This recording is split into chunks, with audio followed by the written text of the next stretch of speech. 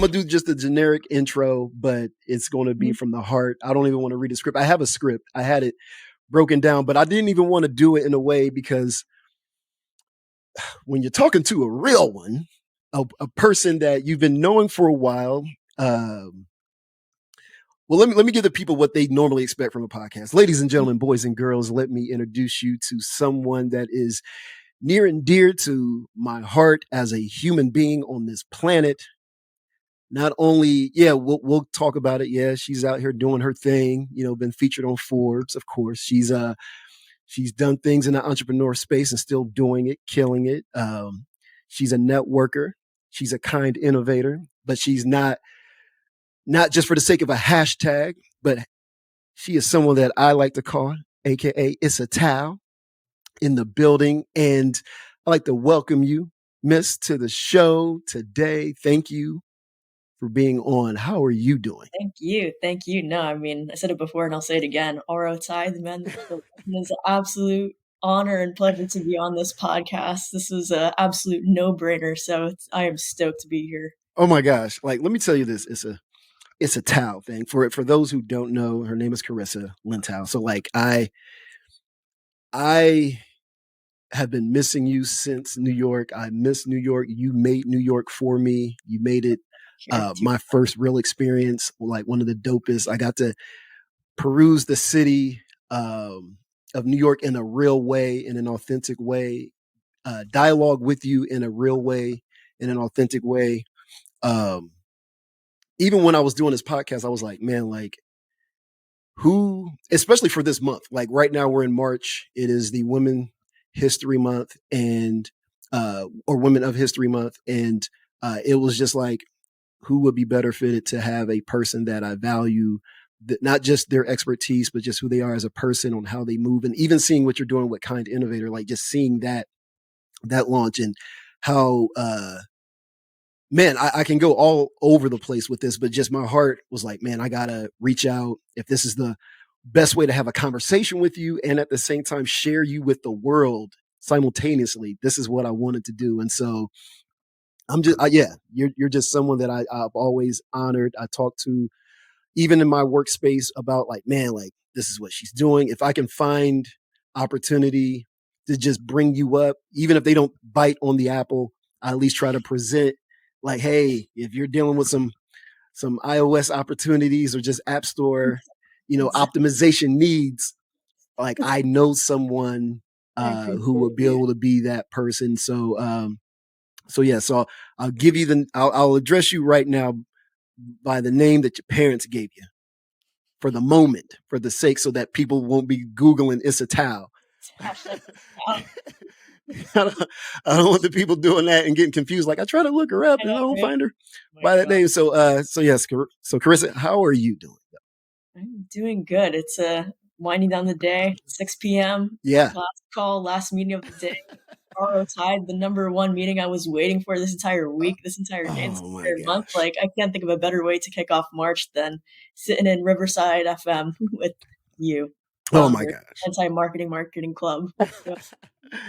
Let me tell you like how I came up with the name, right? So like I felt like it would be fitting, number one, having an individual like yourself to talk about. So marketing club, it obviously you can tell it's a play off of a name, a very synonymous name of, the anti-social club. And I wanted people to be able to dive into a podcast, a conversation of not knowing what it's going to be about. Like, is this for people who are tired of the same old thing, or is this for people who are looking for a new perspective? And it's kind of a mix of the two, right? Like you are someone that I'll see as an innovator outside of the norm, where not only are you a woman in business, which I'm always praising and always wanting to acknowledge, like, man, like anything I can do to add value, even to this day, like if you're like, hey, Ty, I need you to just tweet this out. Like I'm going to say yes to anything that you present, but just because you're just someone that I value, you're not only just a woman in business, but you are a person that supports family, seeing what you're doing with even elevating your sister's content and putting her in a position of being an influencer. And it doesn't even stop there. What you did with doing with your TEDx space out there in New Jersey, even even running for office out there when you were doing that. I even tried to find a way to vote for you.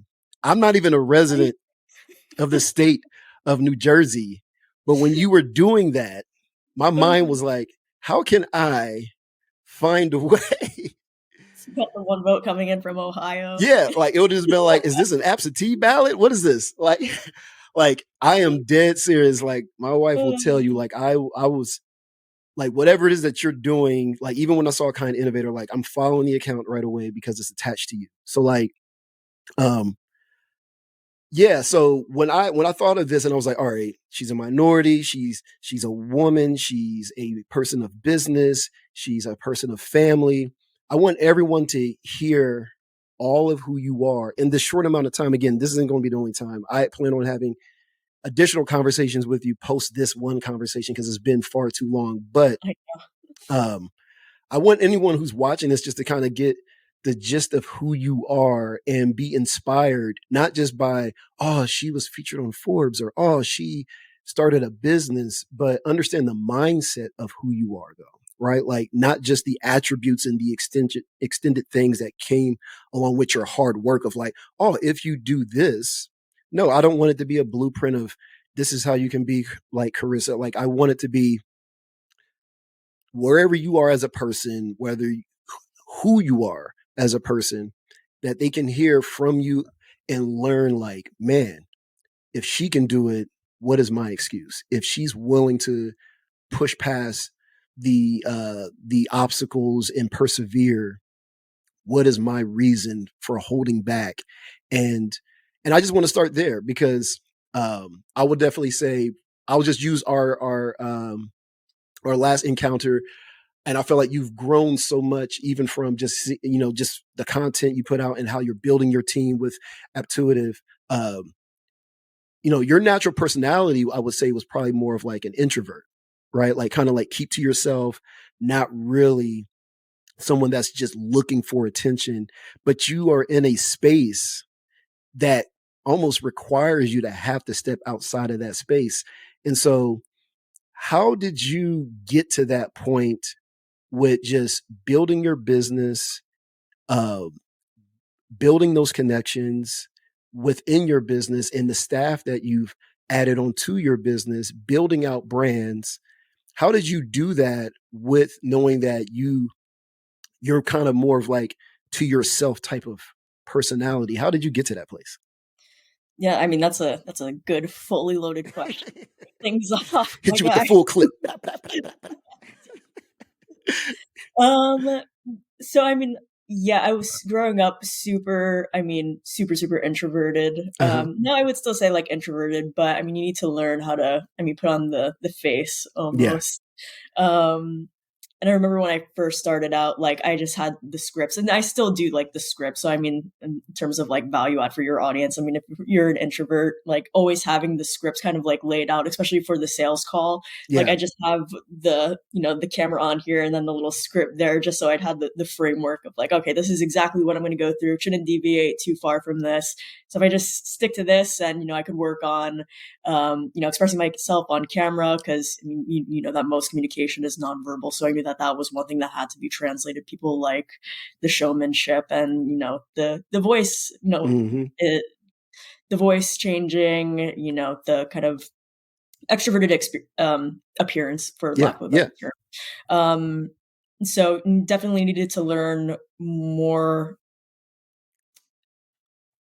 of how to be like a chameleon, like a Yeah. chameleon or like the extroversion more or less. So it's been definitely a learning experience over the Hmm. past, I mean, 3, 4 years, and it honestly still is very much a learning experience because I still feel like I haven't found my ideal communication style in Yeah. certain ways. But it was definitely a learning process of just having to like keep on getting on the phone, keep on taking, the in-person meetings, keep on taking, the video calls. It was just, I mean, practice after practice after Yeah. practice. You just have to keep getting your reps in, and that's the only way you can get from point A to point B. It's just the hours and, the time on task that you put in. Yeah. Like I love that because I remember I remember I forget where we were at when we were in New York. we went to some place and it was like a lot of people. And I was like, yeah, I knew you were gonna bring up this story. yeah, I'm yeah. I was sorry. like, you want to get out of here? Like, yeah. Like, Oh my but gosh. this is the thing. Like, I only say that because I remember when I was in high school, shoot, even before high school, I was so, and you probably wouldn't even really tell and believe this, but like, I was kind of like such a to myself person where I would never talk to anyone unless they spoke to me first. Mhm, Like that was always my personality. The the blessing of social media for me is it allowed me to engage in a conversation and break the ice so that when I did connect with a person, whether it be verbally, virtually, or in person, I've built enough confidence in that dialogue through social that my mind is so set on like I'm gonna just transfer that comfort that I've created to mhm, an in-person experience. Like I tell this to people all the time, like when I do something that seems very extroverted, I am consciously thinking of doing it. I'm not doing this freely, like, oh, I just do these things. I don't. Think of it and just say yes, like in that moment. And the decision really happened for me, Carissa, was in the ninth grade. I had well, I had signed up to perform Usher's Nice and Slow song. and and I had an audition for it because I decided in the ninth grade that I am tired of kind of like being this recluse, like being in this mhm, way. So I use that almost like as my coming out.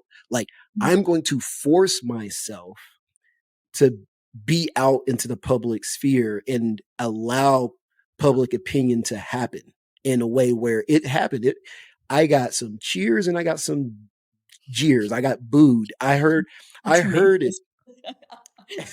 and I still performed. I still finished the song. I didn't leave the stage Mhm, because of what I heard. And that extreme experience yeah. allowed me to be like, I survived it. Mhm, And from that point moving forward, I just always lean into that. I'm gonna just put myself out there. The worst, mhm, and it could sound morbid. The worst someone could do is kill me, right? Like that would be the worst. But there isn't anything that I'm gonna do that will require someone to do that, right? And so that, and so I added that to that. definitely bomb That's an Usher song. right.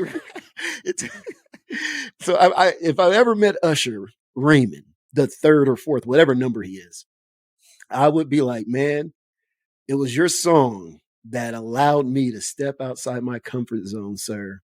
And so when I go back to where we were, I don't know if we were in like in Chelsea or Mhm, whatever area yeah, we were, and it just made me think of like, okay, I'm going to be whatever I need to be for you in that moment because I know what it was like. And so I was like, all right, I'll just draw the attention to me then. Right. Cause like I want you to have such an experience with mhm, me that I will just draw the attention to me. Um, but in a way that would allow you to still not feel like everybody is watching you and kind of make it because again my goal in our relationship was always to be like how can I, again, I'm always thinking of how can I serve the person that I'm around or with in that moment. And so with you sharing your story to me is like hearing anyone, because I know people are probably like you talk too much time. I do talk a lot, but hearing what you just touched on though is it was just through repetition, and mhm, through repetition it established conditioning. And even as I use that word conditioning, like you're a person, even as I don't know if you still run or work and do the workouts and things like that, going to the gym. But like I remember back then, even talking to you, you had like your routine. And I feel like creating a routine and adding to that routine helps continue to push you past what has been a thing for you since you were younger in that space of being an introvert, right? And to anyone listening too, and I'm gonna let you speak on this also, but it doesn't, I don't want being an introvert to sound like a negative at all. Like I think that that is a quality trait because it means that you absorb and process things and you can take on energies that allow you to that's in a way almost making you a bit of like an empath in a sense where you can kind of like sense things because you can process and you're not a lot around a lot of noise continuously, unlike people who are very big on being extroverts, where they feel like they got to be overly stimulated with so much, but they're not able to sit still long enough to process their experience in my mind. And I would like for you to speak on that as well.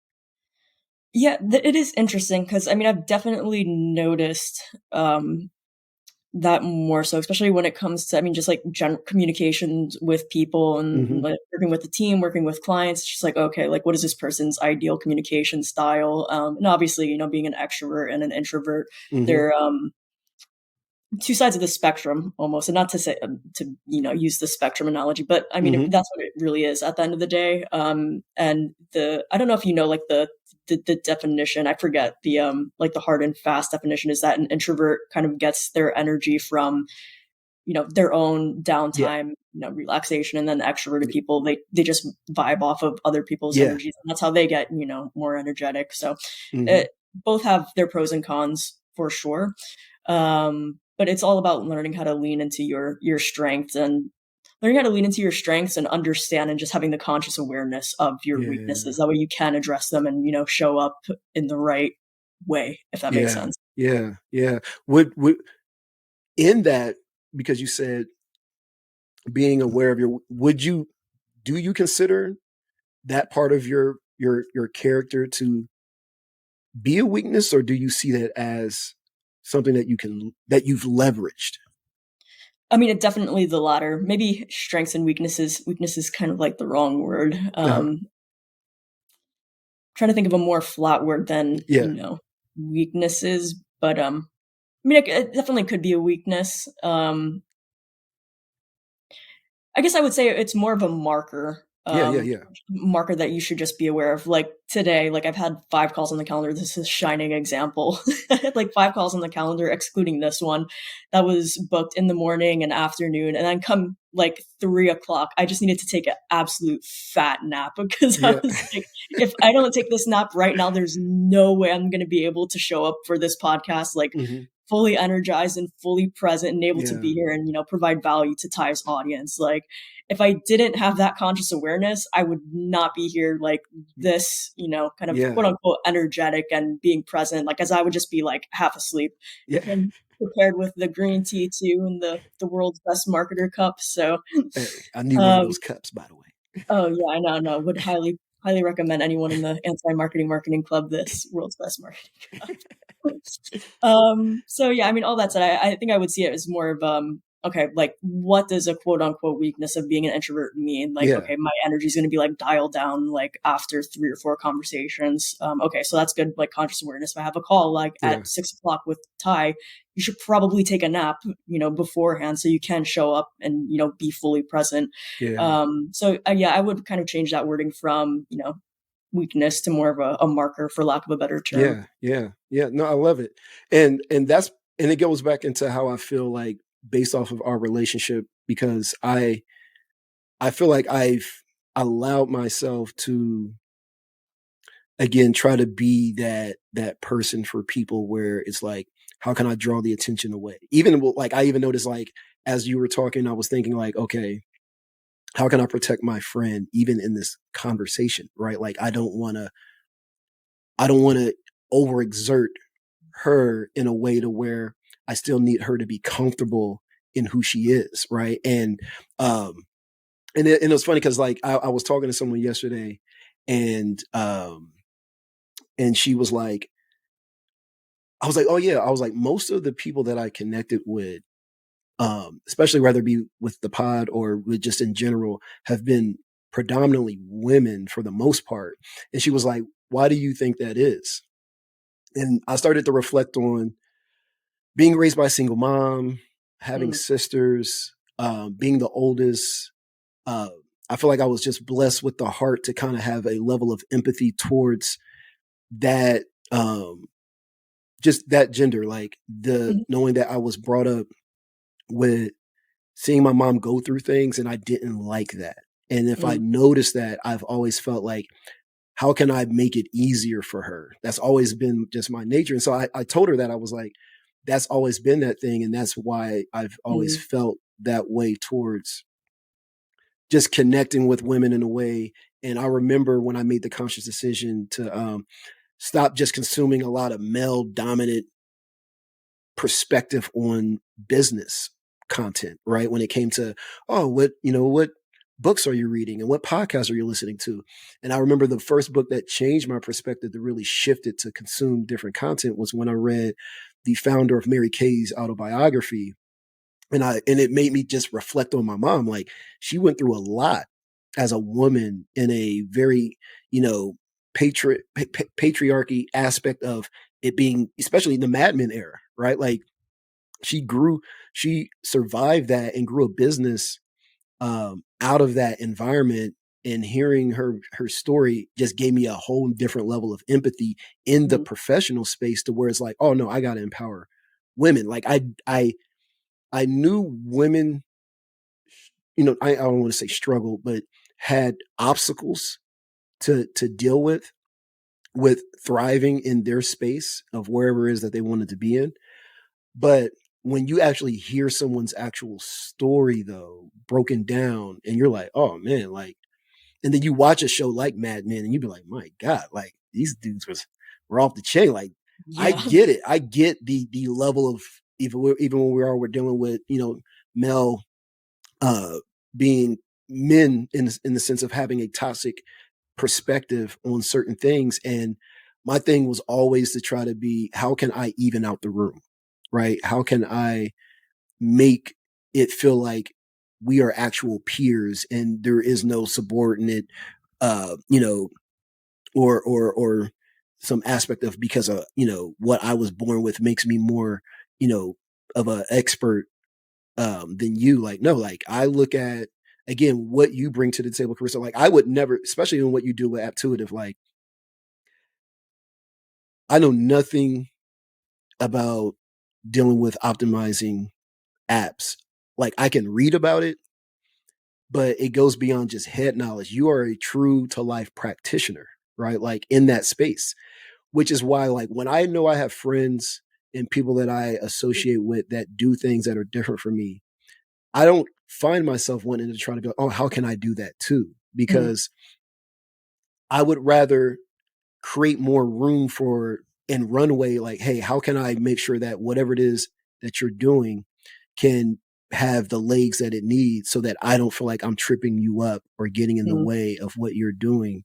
And how do you find yourself navigating in that space, being a woman in a still male dominant business, even though we can see publicly and we might even see it socially in some aspects, where you see a lot of women migrating and really being cheerleaded in this space, but they're still at the very top, though, still the white man, and in the chair, right? Like, in the executive position of still making that final decision. How are you navigating those waters, um at where you are, or not even where you are now, but like, how did you find yourself navigating those waters, and what are some things that you kind of like allowed yourself to adjust to, even as you're growing your business now?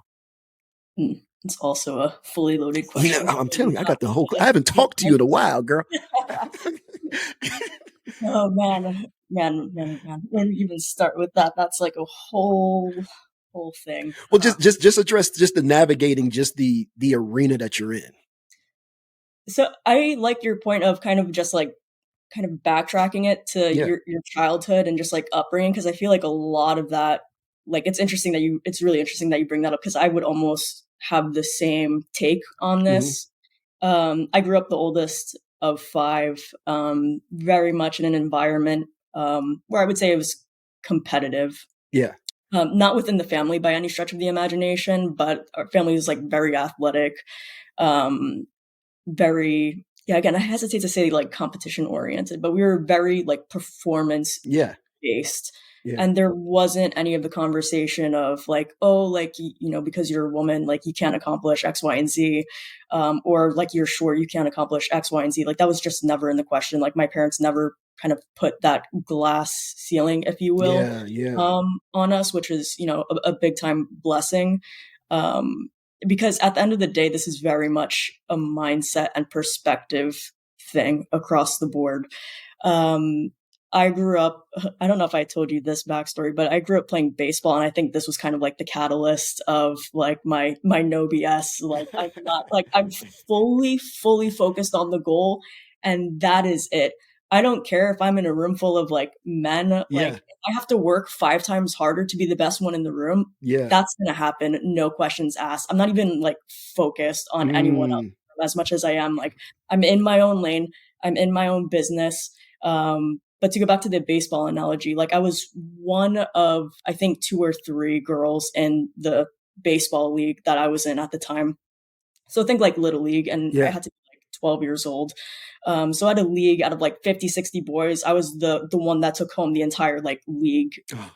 league MVP, like MVP for the team, MVP for the league. Ended up winning some like Cy Young version of Oh, wow. the awards that were in the space. Like had like extreme knockout like strikeouts across the board, like all time type of games. Yeah. And that was just because, again, it was just time on task. It was just like being in my own lane. Like I'm not worried, if I had the mindset of, oh my God, like there are so many boys, like I don't know what I'm gonna do. Like I'm freaking out versus what do I need to actually accomplish to get my team from point A to point B, and what do I need Mhm. to do to get to point A to point B, and that's it. Like not focus on anything else that's going on. And that's not to say that, oh, like it's not important to, focus on these issues by any stretch. But I think the narrative and conversation needs to change in terms of, what is highlighted in mainstream media.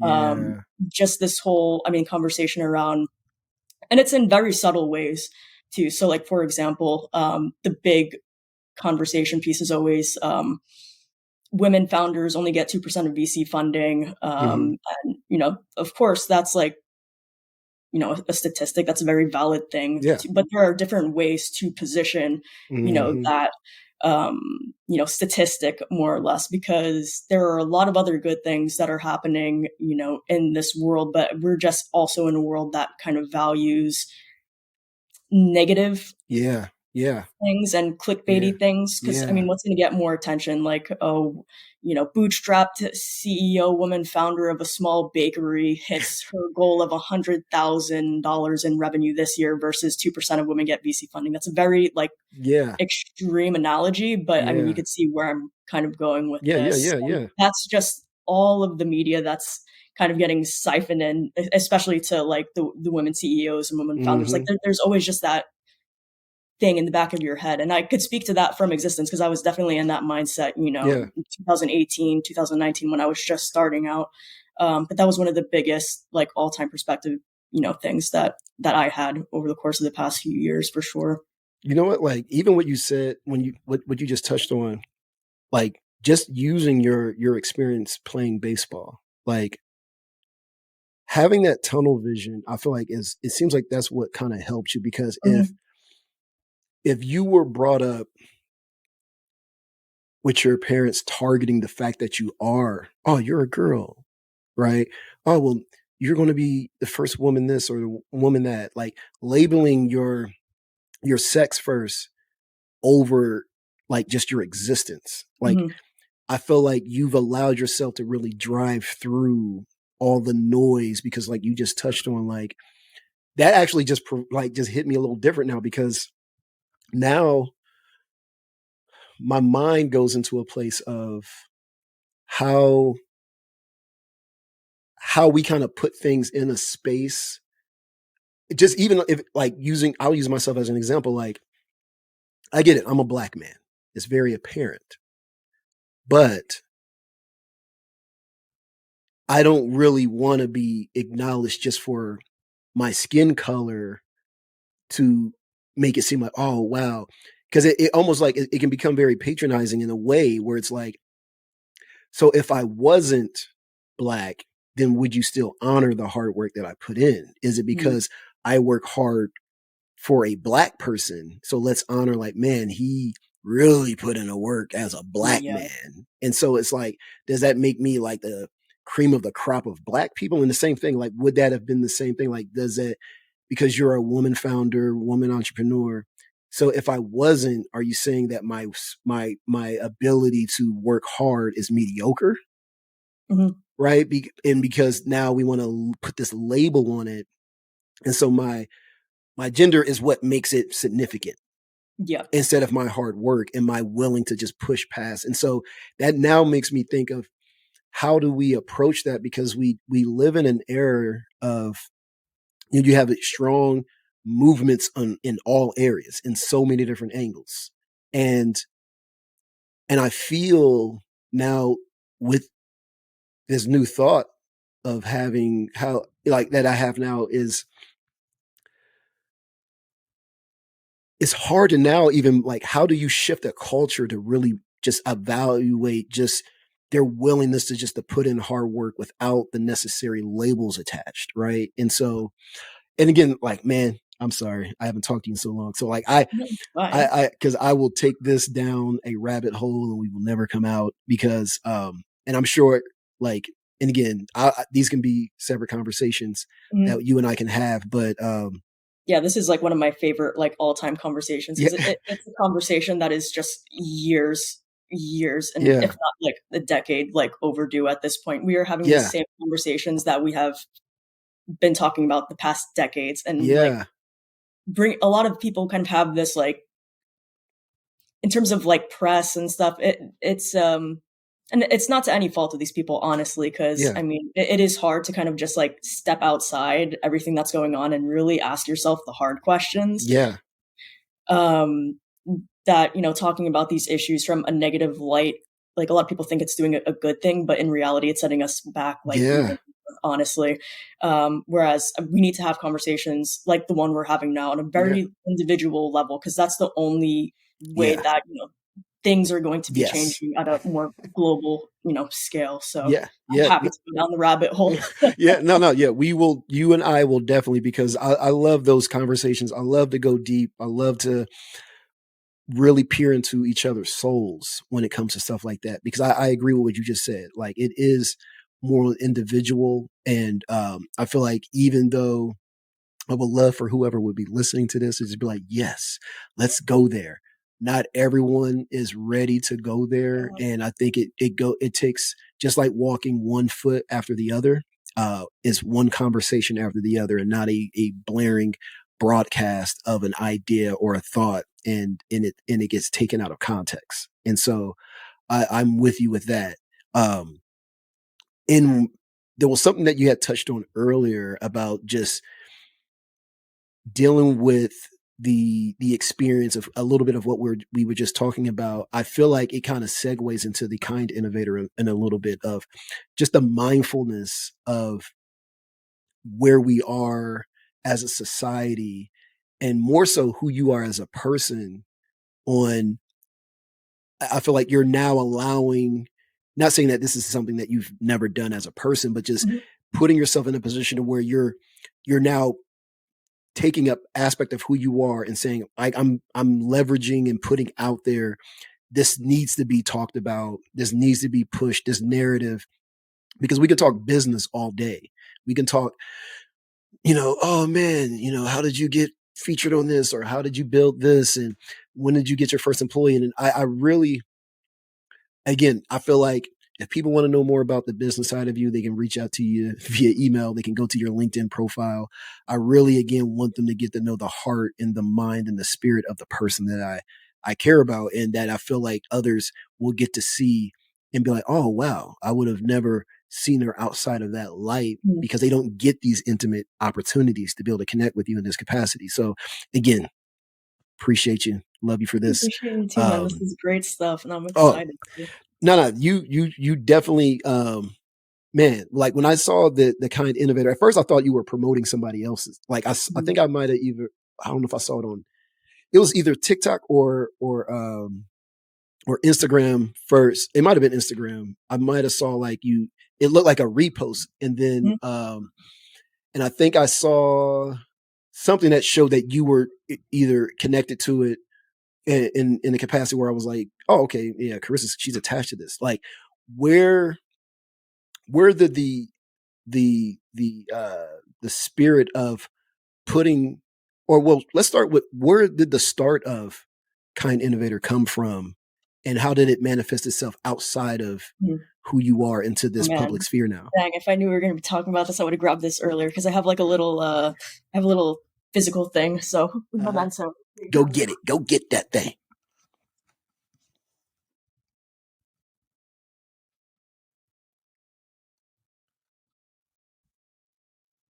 Apologies for the brief intermission. So this kind of found its way into my life 2018 or so. I was on a documentary called Road Trip Nation, which aired on PBS, and essentially Still there? the whole gist of the show was that they sent 3 road trippers, myself and then 2 others, Jordan and Alicia, on a cross country trip in an RV. Oh, that was the PBS, wasn't it? Or Yep. Okay. Yeah, PBS. And they sent us across the US in an RV, which is a wild experience in and of itself. But then we also had the time to set up interviews with leaders in the technology space. So we were able to interview people like Gary Vaynerchuk, Stacy Spikes, the founder of MoviePass, and the former chief technology officer of the United States under Obama, Megan Smith. And her interview was probably the one that was really resonated with me the most. So during her interview, but like before we even got into the conversation and everything, she was speaking a little bit about her, I would say like interest in technology, because she was one of I'm going to botch this woman's resume, but she was essentially like one of like the forefront leaders of the technology that is now like the smartphone and like the watch technology. So she was absolute beast, very ahead of her time in that regard. But she was basically introducing us to like all the history of like STEM in the United States, and went on about her passion for diversity and inclusion and what that really means. And before we jumped into the conversation, she essentially handed the 3 of us a little token thing. So this is like a little coin. This is the front. Yeah, just yeah. And then this is I'm also going to botch the backstory of this coin, because I feel like during that moment I completely blacked out, because I felt like this was like the highest honor that bestowed upon me. But if you see it like right here, this is George Washington Carver, so also another like famous U.S. innovator, very ahead of his time. You have some binary, like the code, like the zeros and the ones right there, and then you also have very small at the bottom, Kind Innovator. So it was a very like seemingly small like token of appreciation / recognition, and kind of like this badge of honor and like reputation like I needed to uphold.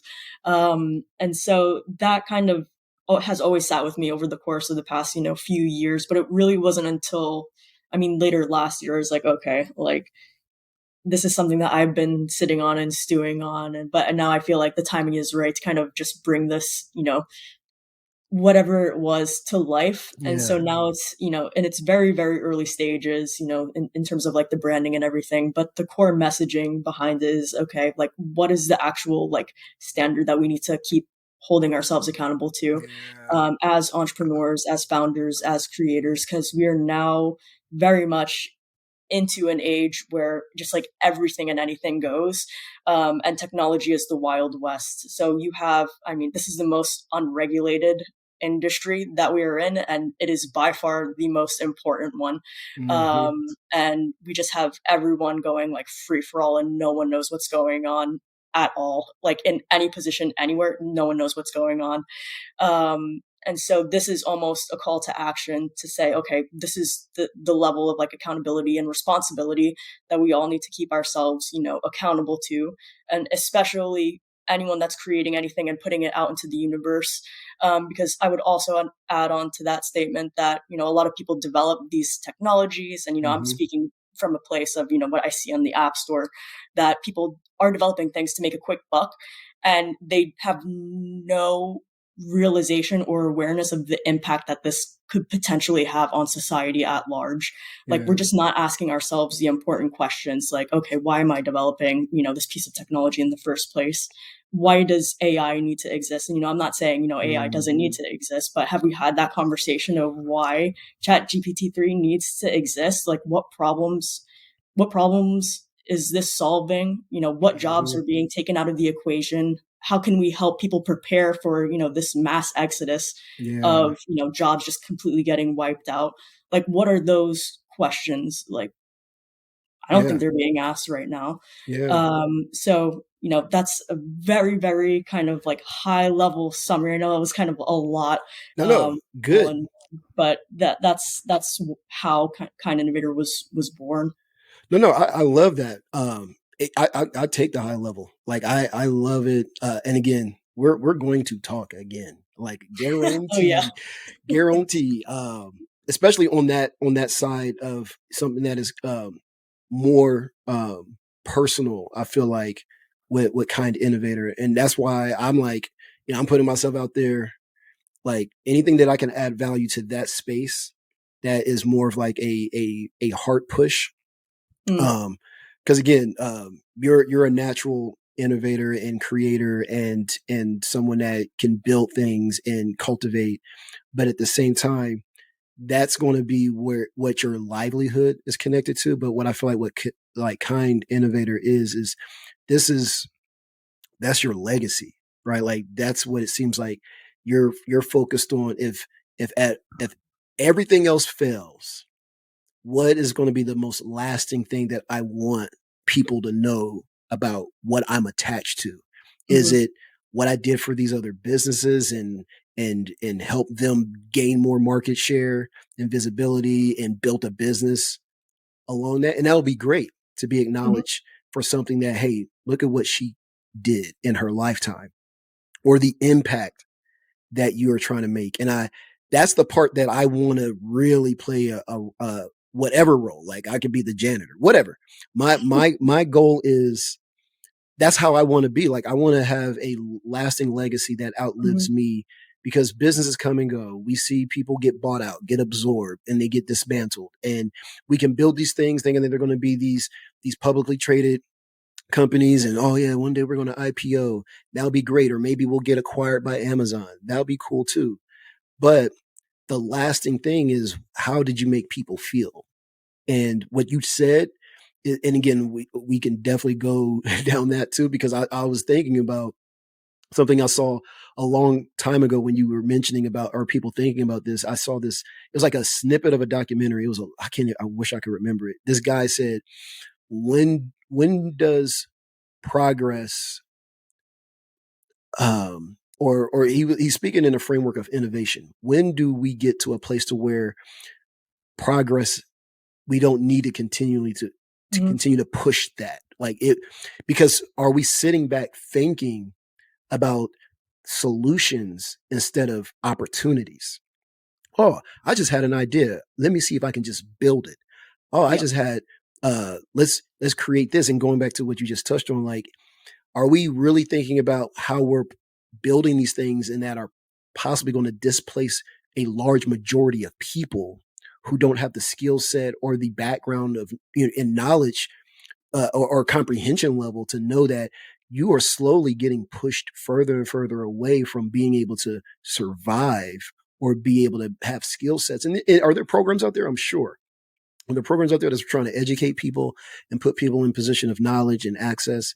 Yes. But are those being amplified? Are they getting funded in the proper way to where is this being implemented in schools early, like kindergarten, in a way to where these kids aren't just becoming machines and they're just passing grades just to get to a place of thinking that they're going to get into the workforce and not really properly prepared because we're already in an era where we're deviating away from continued education beyond high school, right? Like is college really worth it? Those conversations have been pushed forever now, right? And so within that, are we saying alongside if college isn't that important, what are we doing about some form of education? Because I tell this to people all the time, just because you leave high school doesn't mean that you stop being a student. mm, Like you are forever a student. And and I equate when I decide that I feel like I've learned enough, I'm pretty much saying that I'm ready to go. Like I don't have enough to keep me existing anymore. mm, And I feel like we live in an era now where the message is you don't need continued education beyond high school, because if you have certain skill sets, that's cool. But um, but if you don't have an upbringing where that is a driver in your household as a young person to hold you accountable, and I feel like even what you mentioned earlier about with your family on your upbringing, I feel like there is an aspect of accountability through that level of that nature, whether it's being deemed as competitive or goal oriented, Mhm. right? There was a level of accountability in that upbringing that makes you say no excuses. Like there there are no It's excuses, and so but with Kind Innovator, it's now getting back to the heart of human beings of like, we need to be able to look at situations from and step away from the screen, step outside of the platform, step outside of innovation for the sake of innovating and really look at, are we doing things that elevate in our innovation? Like not elevate our bank accounts, not elevate our lifestyle status, but making sure that the person next to me, I'm not just living a much better life and they're struggling because they didn't have an opportunity. And again, people have choice, people make decisions, but I just see that as an opportunity for me to want to be like, hey, where's your headspace at in that Kind Innovator approach to the space that we're in, whether it be in the tech community, whether it be in the creative community, whether it be in the entrepreneurial community. Where can I help cheerlead that on? Um, my gosh. Yeah. So this is an unorthodox podcast because it is 7 o'clock. My God. I am going to follow. All right, ladies and gentlemen who are listening to this podcast, I'm putting this up raw, uncut, just like this. I'm letting you know this right now. Oh my So god. again, anti-marketing marketing club, we do things differently here because I wanted to touch on, because people want to be disruptors and some things don't need to be disrupted. And Mm. and that's it. That's going to be a conversation I want to have with you on the side, because Man, yeah, we need to yeah, break it into yeah, the diversity and inclusion conversation and then the yes, innovation for the sake of innovation. But those yeah, are completely separate but needed conversations. no, I think no, we'll have to, yeah, because I'm follow. part of the DE&I marketing council for nationwide. Yeah, I'm part. Yeah, I'm a council member for the DE&I marketing side of Mhm. nationwide, and um, yeah, we're going to talk because I don't want to say anything. Yeah, yeah, So yeah, so I have some, yeah. So ladies and gentlemen, boys and girls, I just a major shout out. This is the most unorthodox podcast you probably heard. That's going to be on YouTube and Spotify. But check out Kind Innovator. Tell them how to find you, please. Yes, so Carissa Lintao on all socials. You can do a quick search and everything will pop up. And then also Aptuitive, AppTuitive, and then Kind Innovator. Those are the three big brands I'm kind of attached to right now. Yes, if you Google this woman, you will find her, Carissa Lintao. She will pull up in Google. She will also probably pull up in your Chat GPTs. They'll probably find something. They hey, it's integrated in Bing now. I don't know what will pop up when you pull up. It's integrated in Bing, but uh, I appreciate you. I am so grateful just to have just this moment of time with you. I plan on following up. As soon as this ends, ladies and gentlemen, I'm going to actually send you a text message and say, when can we have a call? Because I want to talk to you on some non-recorded conversation stuff. Oh yeah, no, Because we gotta get some off the cuff juice yes, going. yeah. Got a lot of bangers in there. Oh yes, yes. So, ladies and gentlemen, who's watching this? Yes, this is what relationship looks like. This is how it's supposed to be. Nothing scripted. This is just connecting with someone that you value, and this is how you engage. Whether you have an opinion about this, how it was recorded, how it was put out, it doesn't matter.